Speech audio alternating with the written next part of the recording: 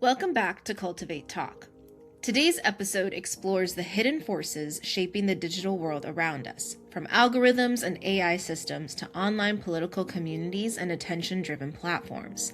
I'm joined by Sara Rabon, a PhD student in rhetoric, politics, and culture at the University of Wisconsin-Madison, whose work sits at the intersection of computer science, rhetoric, and digital communication.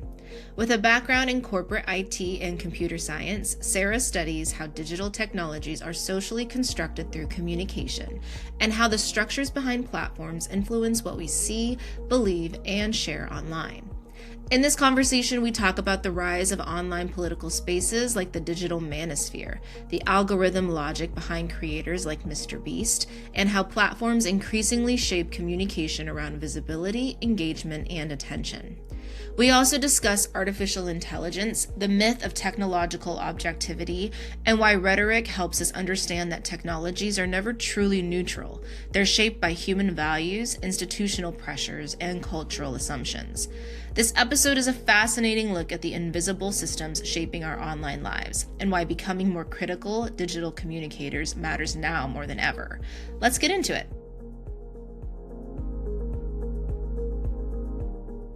I am super excited to be here today talking with Sara Rabon. How are you doing today, Sara? I'm doing pretty good. I'm hanging in there towards the end of the semester, but I'm excited that it's almost the weekend, and I'm happy to chat today. Yes, I am. I'm with you. Absolutely. It is almost the weekend. I am super excited that we are nearing the end. So we are close to summer break, which can always come with, I feel like it's like really energizing in a way because it's like, oh, I'm going to have this time to tie up loose ends and get caught up in all these different areas. And so that's kind of like a refreshing idea. But thank you. And just a Thank good you. time to rest. Absolutely. Yeah, Rest, relax, yeah. recharge. But yes, thank you so much for taking time to talk with me. I am super excited to kind of dive in and ask you some questions about your work, and I'm just going to go ahead and kick things off. So, to kind of situate our conversation, your work sits at the intersection of computer science, rhetoric, and digital humanities, which is fascinating. How did your background in computer science and corporate IT shape the kinds of questions you ask as a communication scholar? Awesome. Thank you. I appreciate the fact that you find that fascinating. I do, Um, yes. Thank you. I hope so. That's my goal, is to convince people that it is a useful angle to come from. So great question. So based on my background in computer science and doing IT work in the business world, I'm really interested on how there's discursive differences between different social worlds. So, like businesses, academics, tech startup people, and then lay users, lay people, and how these different discursive differences shape how individuals and groups understand and use digital and computational technologies.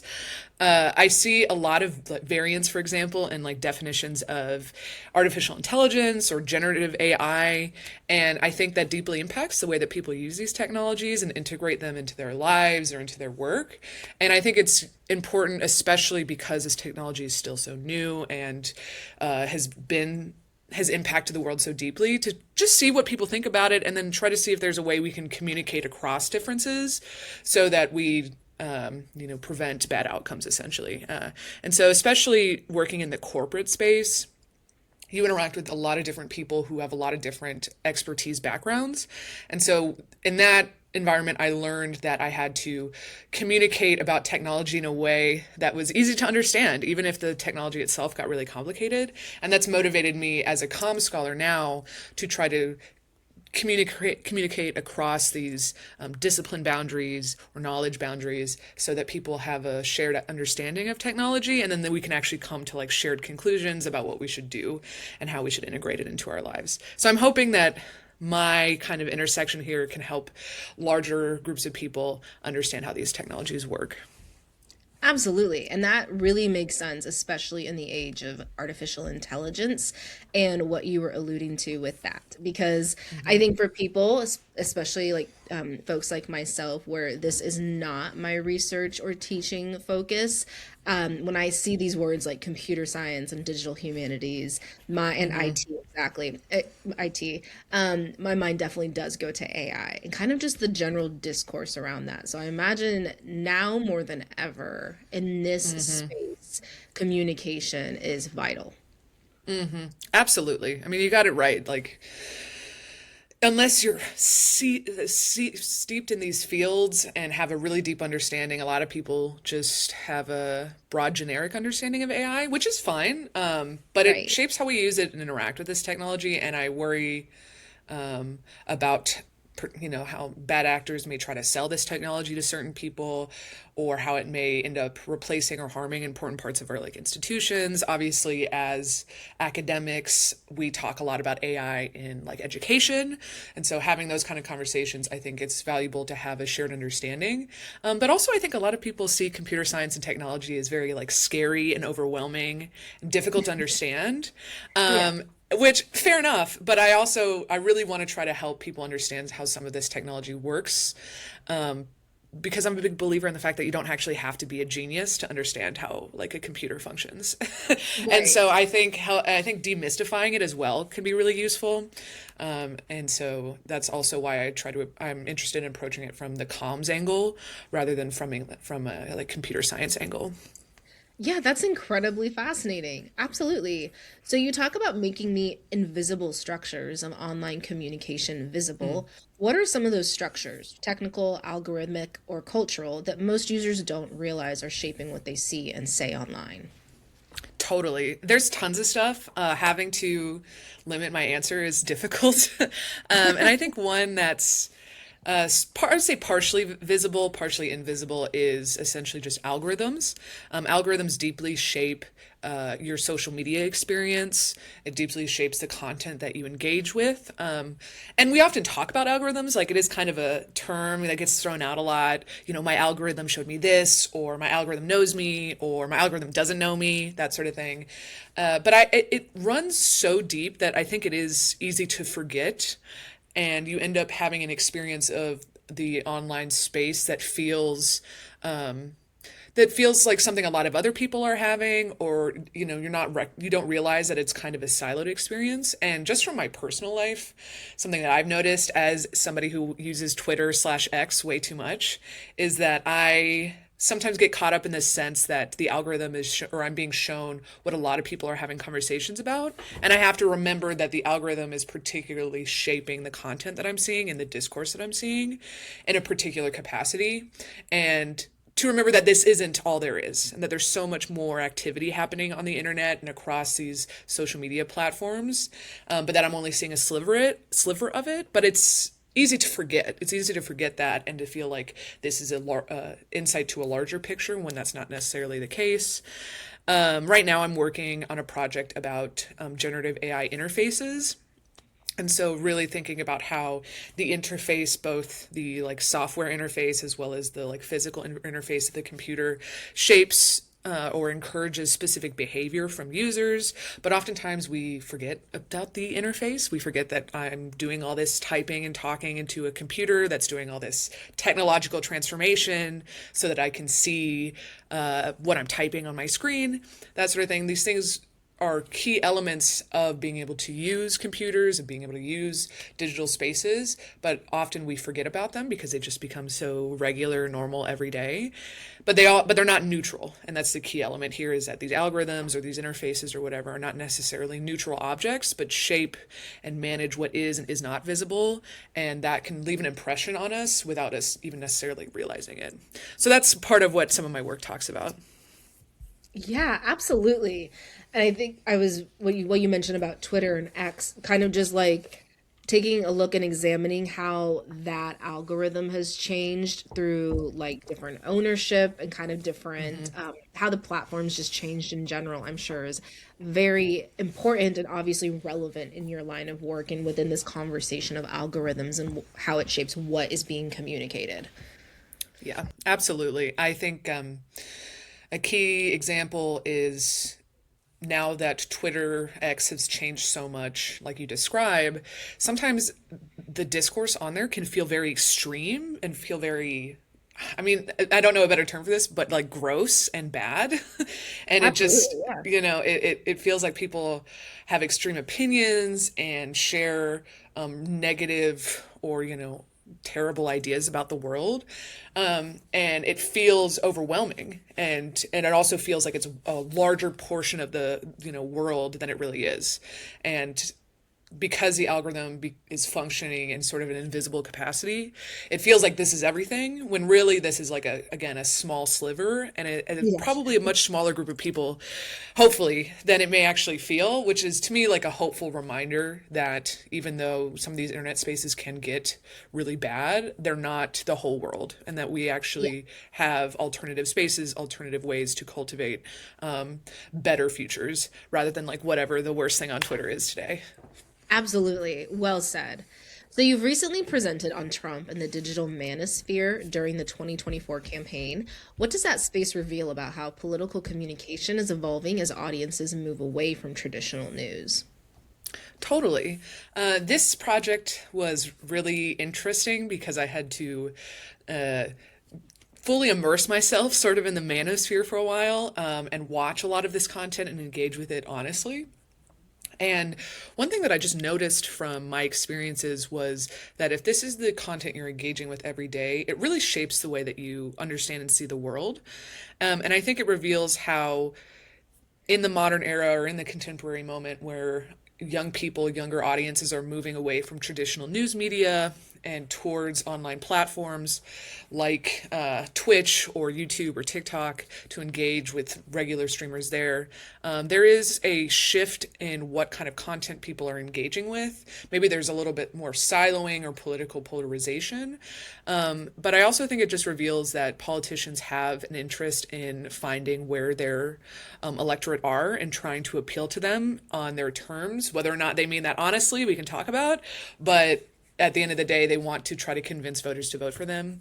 And I saw Trump in the manosphere as somebody who's very, audience savvy like Trump, who's been on television for a long time, recognizing that there's a large audience of young men who are disaffected, uninterested in voting, and are more right wing than they have been in the past, who are essentially available for electoral capture. And the way to do that was, instead of running political ads on television or trying to have like big events at universities, was to go to where these young men are, which is like watching Manosphere content.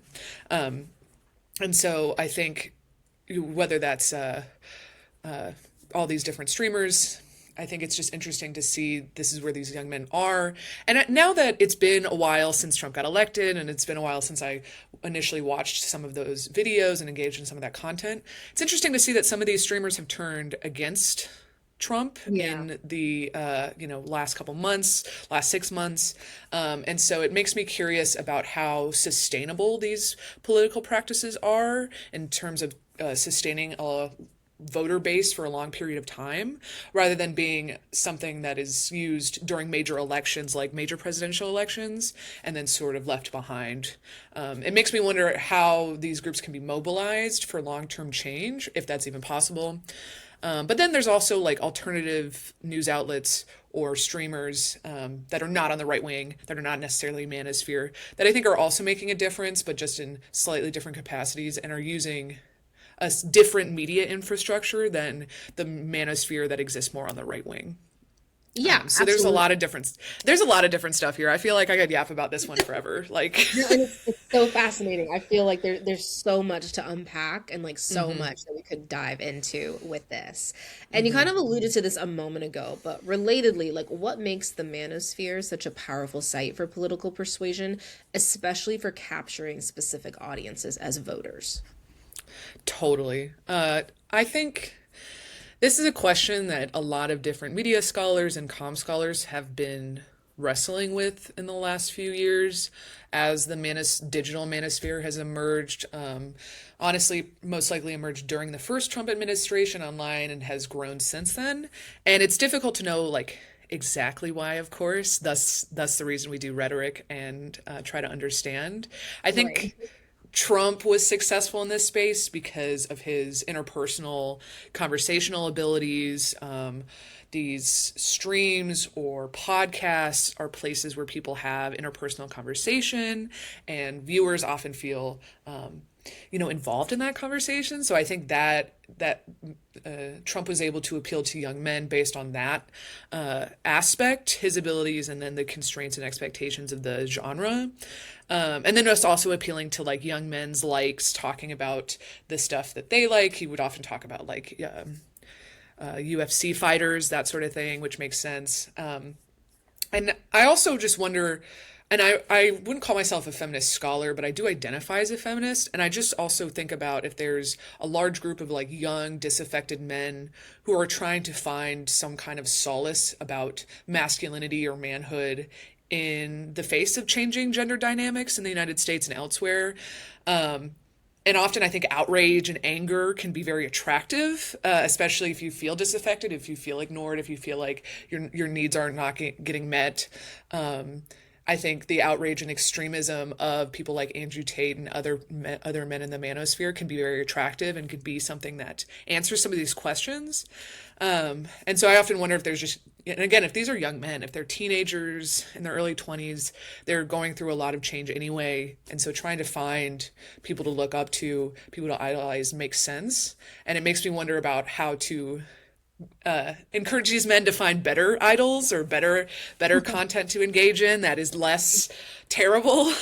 But I just try to approach it with a little bit of empathy, because I ultimately feel that to solve problems like patriarchy requires getting generations of men to understand what that means and actually work to be feminists in themselves, rather than seeing feminists and like pro women or gender change in the U.S. as a bad thing. So I want them to watch better content, but I think that's part of what makes it so powerful as a persuasive space.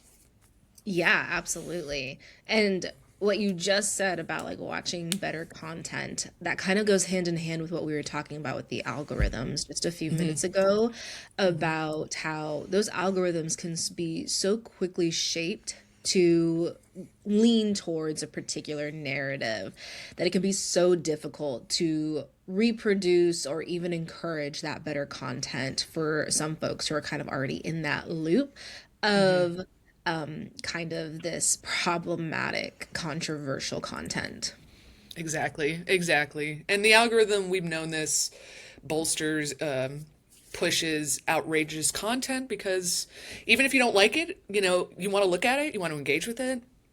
So there's Yes. already a predisposition towards that. And I think, I don't know the full solutions to this. I wish I did. But one solution I think would be possible is creating a positive masculine online figures that can offer an alternative that still appeals to young men, but carries them in a more positive direction, rather than feeding into the outrage and the anger and exploiting that for gain. Because again, a lot of these manosphere people end up really just being like grifters or people who really just want to make money off of outrage, and that also doesn't help anyone. So that's I wish there, I don't, maybe there's people like that out there. We could talk about it, but that would be, I think, a better alternative than what some of this content looks like now. Yeah, absolutely. So, your upcoming paper with the Association of Internet Researchers analyzes Mr. Beast through a neoliberal lens. What can a creator like Mr. Beast teach us about how attention, algorithms, and audience data now shape digital content? Totally. And I'm really excited to talk about MrBeast again, because the second season of Beast Games came out a few months ago, and some of my favorite online creators have been talking about it. So it all feels very relevant again, which Yeah, is very good. fun. Yeah. So very topical. Love that. But MrBeast is interesting to me and was one of the first projects I started in grad school, because I see him sort of as this pinnacle of what the digital attention economy is. It seems that there's some way to like digitize or calculate attention, and what that ends up doing is creating kind of a generic, flashy, easy to consume content that is very popular, but often lacks depth or is really just about like, carrying your attention and being surprising rather than being very meaningful. And I think what's interesting about MrBeast as a content creator and as this larger company is that it showcases how it's possible to sort of backwards engineer the algorithm and the attention economy, the influences within the attention economy that move audiences around platforms like YouTube or TikTok, and by that backwards engineering, creating content that like is perfectly optimized to garner attention. I find that really fascinating. I think especially because we often think about content as maybe like a form of artistic expression or Yeah. a form of communicating news or information to people. Like, I don't know how many people in the world are really want to create content just for the sake of getting views. Maybe there's a lot of them. I don't know, but it's an interesting way to think about digital content now, where it's really the only thing that if the only thing that matters is gaining attention, then what kind of content does someone produce? And I think MrBeast and the content we see there is like the pinnacle of that. And it also just takes so much work to maintain that, to maintain this kind of audience and this constant growth mindset, very neoliberal growth mindset about just constantly going up and up and up in view count and subscriber count. And I was fascinated also by MrBeast because Jimmy Donaldson, who is the main guy, the main person, MrBeast himself, as it were, is sort of the linchpin of this entire operation. Like his presence in all of the content, his face plastered across everything is a key element of this whole operation functioning. And it makes me wonder what optimized attention content looks like if there's not an individual at the center of it. And maybe that's something like slop content or something like that. I don't know. But I find his situation interesting because the whole operation doesn't really work unless he's at the center of it. And he's talked about that. He's like, I'm this core bottleneck that everything has to go through. So I find that fascinating. Again, it's one of those things I feel like I could talk about forever, and it's always fun to talk with my students about MrBeast too, because then I can be like, hey, I know a few things. Yeah, you know what they're talking about, right? Yeah. Absolutely. I definitely have those moments in my classes where they're talking about something and I'm like, I have nothing to contribute to this because I have not a clue what you're talking about. So I definitely jump at the opportunity when they're having conversations that I can actually participate in and understand what they're saying. Exactly. Absolutely relatable. But yeah, incredibly fascinating. I love that you started this work back in grad school and that it is still obviously insanely relevant and kind of continuously comes up just based on his online presence and kind of like the content that is created. It's really interesting, and he's such a big online presence, but he also doesn't really have like a massive group of fans. He's not like, this like world renowned creator, or individual influencer. So it's a really interesting place where some of the ideas we have about social media, influencers, attention economy sort of overlap, but not always appear in the way that we might apply them elsewhere. It's like he's the biggest YouTuber in the world, but he's also kind of somebody that like people barely know about, which is really fascinating to me. And so I wonder I always keep an eye on his content just to kind of see what directions they take as this business moves forward and wants to obviously get bigger with something like an Amazon Prime show. Yeah, absolutely. So you argue that creators increasingly fine-tune content to algorithmic signals rather than human values. What are the communication consequences of designing messages primarily for platforms instead of people?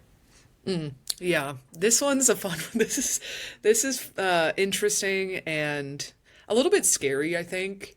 And it relates back to how I answered some of the previous questions, but ultimately, like, we sort of treat the internet and social media as places of accurate reflections of our world.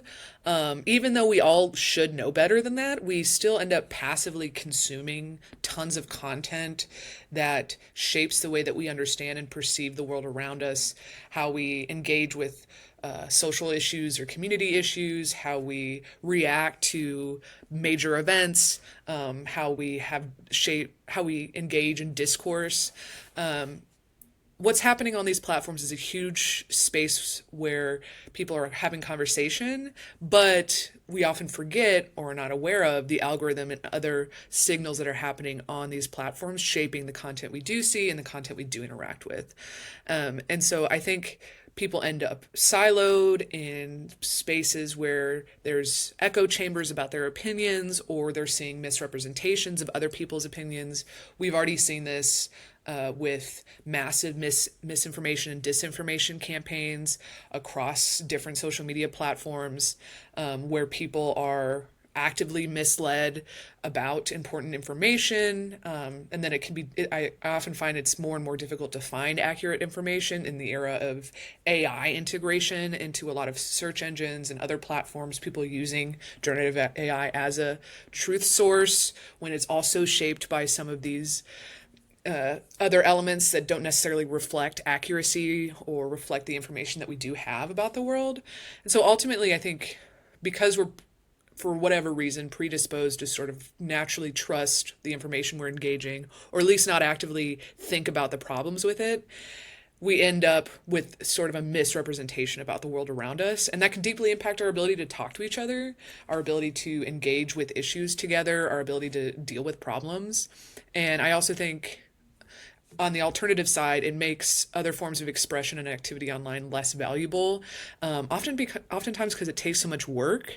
And if your end goal is attention, like someone like MrBeast, then again, this deeply shapes the type of content you make and how you present the information online.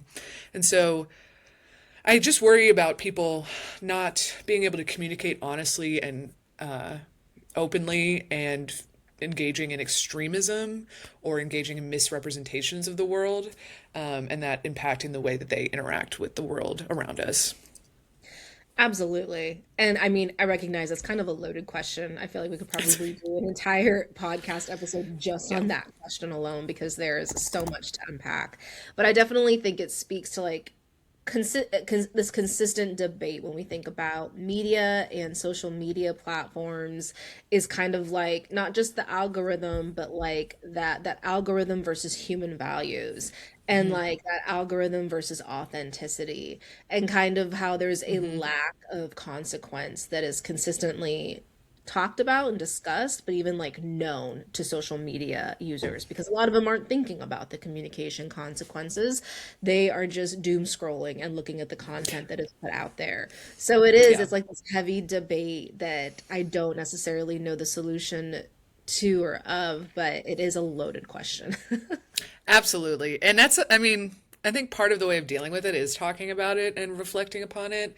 And I think the craziest thing is that we can talk about really extreme examples of misinformation or polarization, but even just like the mundane content, I end up sometimes in situations where I'm like watching a video and I'm like, is this fake?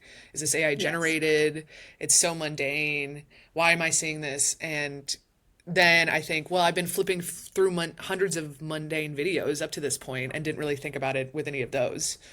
And so I'm like, how much of our understanding is shaped by this content that we're being fed, and that's sort of being chosen for us based on our behavior. I wonder about it as sort of a feedback loop. Yeah, there's tons of stuff to talk about here. Yes. So much, so much. So your current research examines how people talk about AI, like we talked about in the beginning, from computer scientists to hobbyists to everyday users. What discursive patterns do you see repeating across these groups? Totally. I am really excited about this project, and I'm still in some of the early stages, but I've been interviewing computer scientists on campus and academics who do research, either developing AIs or theorizing about them in some capacity. And one thing that's been true across the board is that the way that computer science people understand and think about AI and the way that non-technical individuals think about AI is just very different. And I often feel at an impasse with people trying to have conversations about what AI is and what it is capable of because of these deep differences. And I particularly think in computer science, when we talk about artificial intelligence, most of the discourse reflects an understanding of it as this kind of category of algorithms that can make predictions based off of mathematical models built using different types of math and stuff like that. And some of them are more successful than others. Obviously, LLMs and the chatbots that have come from that have been very successful at like mimicking at least human language, as far as we can tell. Maybe doing more, I don't know, but at least that. And to the computer scientists, it's almost sort of mundane. It's not necessarily something that's really mind blowing or extreme. But to the everyday person, I often think we think about AI from like Terminator or 2001: A Space Odyssey or other films where AIs are very autonomous and they're almost maybe human-like, maybe they're persons, maybe they have consciousness in some capacity. And that understanding AI through that lens feels very different and much more serious than the way somebody in computer science might understand it. And so it's these crossroads where I feel there are important discussions that need to be had. But if people can't really even agree on like what an AI is, what it is capable of, at least right now, then it's difficult to have those conversations. And now that I'm in a non-technical space, I often have to work hard to explain what I think AI is and why I think that's an accurate understanding so that I can help translate the solutions or possibilities or what I think is going on to non-technical audiences, but I think that's really important.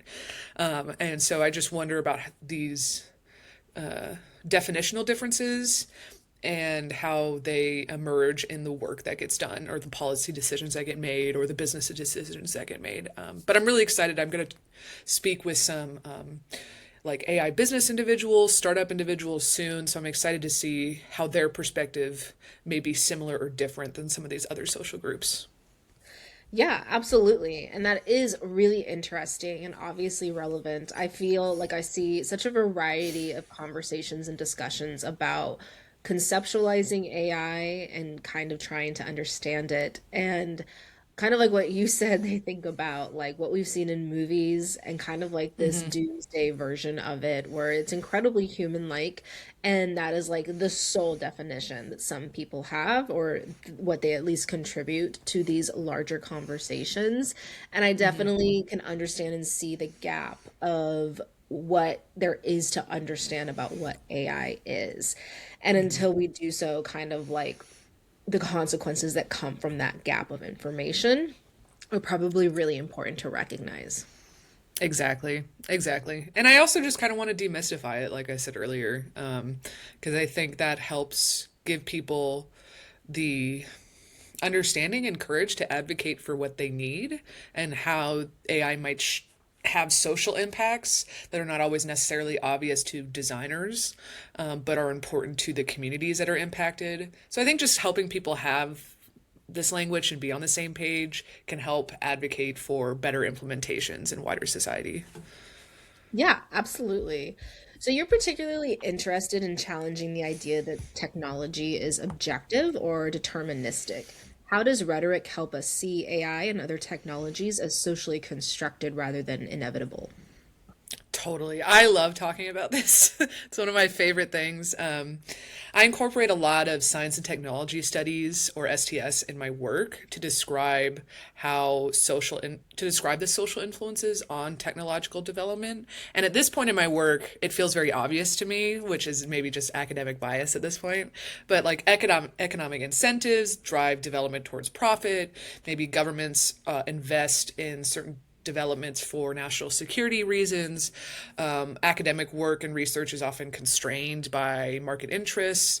The development of technology is path dependent. So, like I was talking about earlier with interfaces, the keyboard we have is a remnant of the typewriter in the past. And we could talk about why things have changed and not changed. And I also think that this isn't necessarily a bad thing. Like understanding the social influence on technology is okay. And technology really has this potential to change so much about our world. And it's massively valuable to different parts of our existence and our experiences. And it's been really, really important in a lot of different ways. And I think it's just really necessary to recognize our human influence on technological outcomes. And the reason I say that particularly for rhetoric, I think people use, certain groups, certain individuals use a technological determinism or a belief that technology is inevitable or objective as sort of a rhetorical device or rhetorical tool to convince others that the processes that we're experiencing are inevitable and to weaken any kind of pushback or alternatives.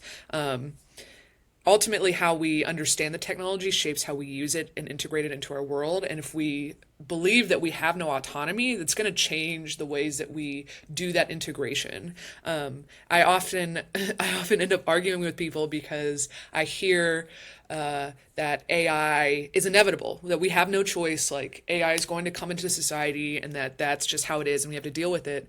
And I'm like, I don't know if we have to totally buy that right now. And even if we can't necessarily fully stop it, that doesn't mean that we can't make decisions about what it looks like, how we use it, how we pull into society, how different groups use it, how it shapes our institutions. Like we have a lot more control here than we may realize. And I worry the position of technological determinism as through a rhetorical lens reveals to me someone trying to stop or prevent change or alternative pathways, making alternatives invisible. In rhetoric, right, we talk about like terministic screens. Like to me, this is an attempt to like screen out alternative possibilities to enforce whatever is happening, to enforce whatever future is being imagined. And I just try to push back against that, again, just ideally to help people and help people offer their perspectives and their needs and get needs met and make sure that when technology does come into society, we are helping people and making the world a better place rather than just filling our pockets with money. Yeah, absolutely. So well said. So, what social, cultural, or institutional pressures inside computer science do you think most strongly influence how AI gets built? And how do those pressures show up in public discourse?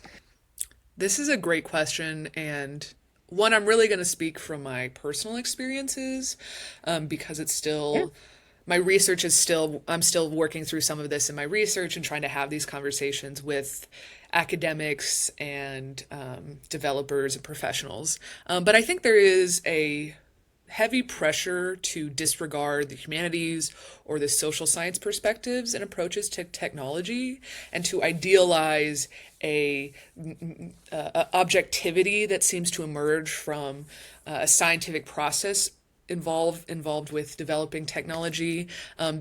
There's obviously this is outside of computer science as well. It's not just within computer science. We see this elsewhere, but it's essentially a belief that the most important thing is your technological ability or your technical ability to do computer science, to develop algorithms, to do the research, to build software.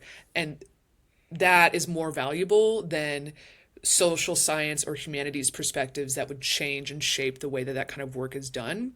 I also think there's a ton of pressure to build like the next big thing or the industry disruptor that drives developers and financiers to invest in work in projects that may not really be good for society or may have longer negative externalities that someone who does social science or someone in the humanities or someone with an alternative perspective may be able to notice and comment on and push back against.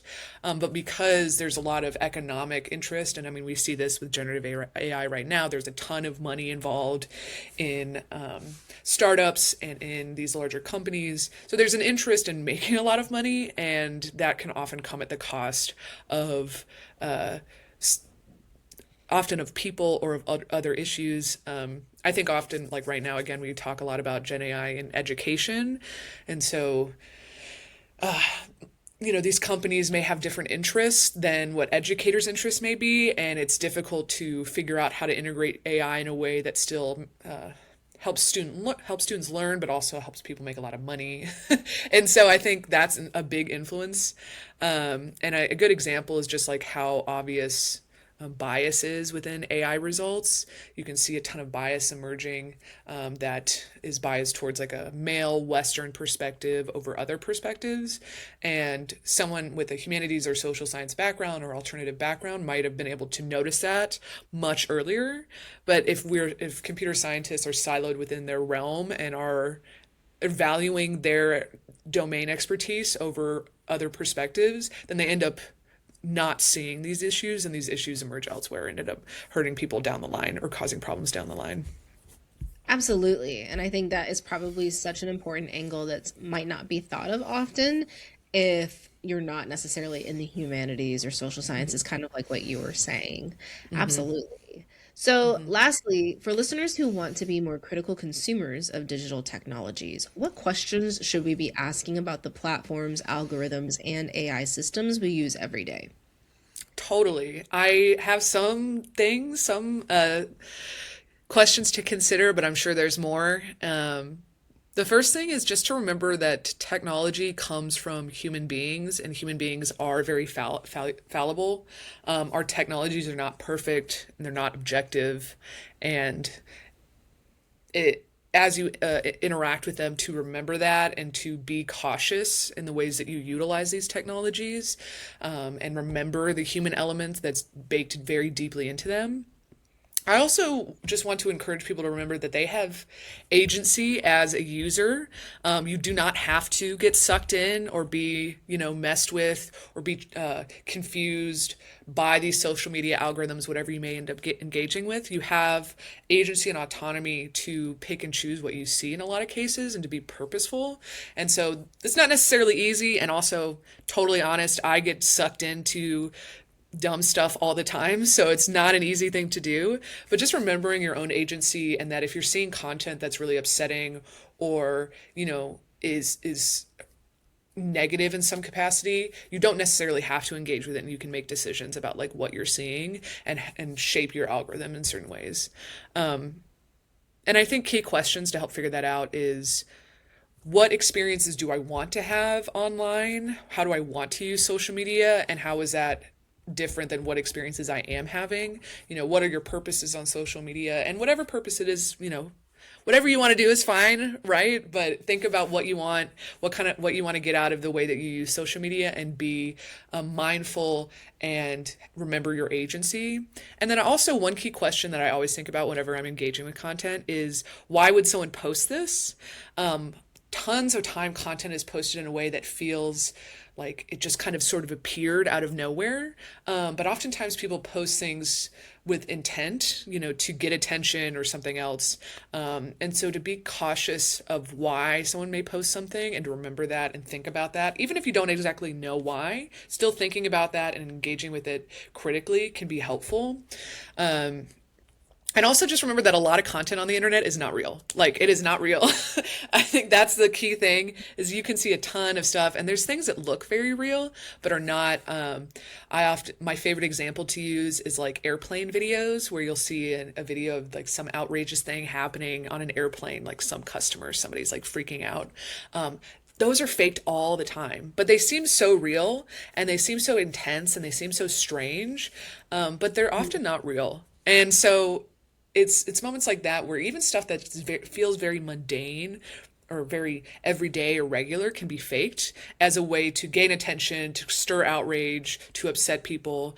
Oftentimes you might be scrolling Twitter and seeing people talk about like stories, and those stories are made up, but because you're engaging so passively, you just sort of absorb it. And so I think being active, remembering that people are often not telling the truth, or often not showcasing the truth, and that you have autonomy in what you see and engage with, and making decisions that reflect what you want to do with the internet and how you want to experience it, can help push back a little bit against the control that these algorithms and platforms have over us.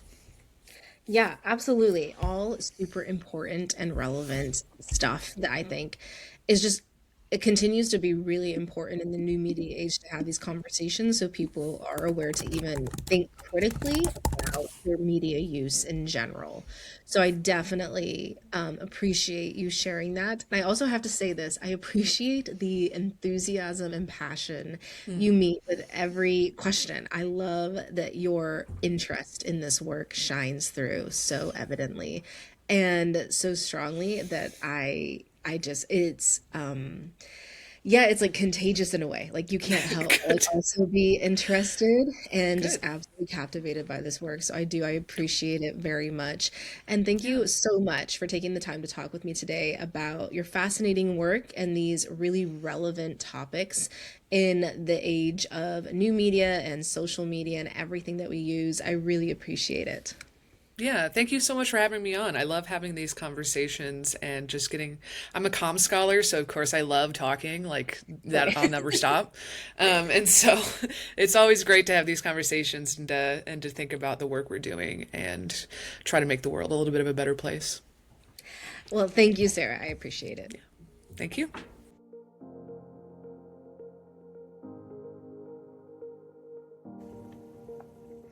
And that's our conversation with Sara Rabon. What stands out in this episode is the reminder that digital technologies don't simply exist outside of culture, they actively shape it, while also being shaped by the people and systems behind them. From algorithms to AI to online political spaces, communication plays a central role in determining how these technologies influence public life. This conversation challenges us to think more critically about the platforms we use every day, the incentives driving digital communication, and the ways technology quietly structures attention, identity, and power online. As always, thank you for listening to Cultivate Talk. If you enjoyed this episode, be sure to follow the show and share it with someone interested in communication, technology, media, or digital culture. Until then, keep cultivating conversations that matter.